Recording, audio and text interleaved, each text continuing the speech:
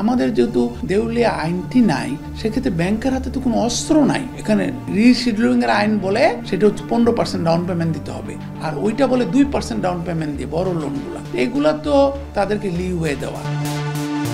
15 সালে বলা ছিল যে এগুলোকে আর ফার্দার আর রিশিডিউলিং করা হবে না। তারপরে তো আবার লোটাস কামাল সাহেব আসলেন, এসে আবার উনি শুরু, এবং উনি যে শুরু করেছে এটা আরো মারাত্মকভাবে খারাপ। এই কারণে সমস্ত ইন্টারন্যাশনাল স্ট্যান্ডার্ড প্র্যাকটিস আমরা ভায়োলেট করে করে তাদেরকে সুবিধাগুলো দিয়েছি। এই ধরনের সুযোগ সুবিধাগুলোর রিভিউ করানো যে কোনো একটা ফার্মকে দিয়ে, এতে করে কোনো লাভ হয়েছে কিনা, এই ধরনের যে স্পেশাল সুযোগ সুবিধা দেওয়া হয়েছে বিভিন্ন রাজনৈতিক পরিস্থিতি বিবেচনায়।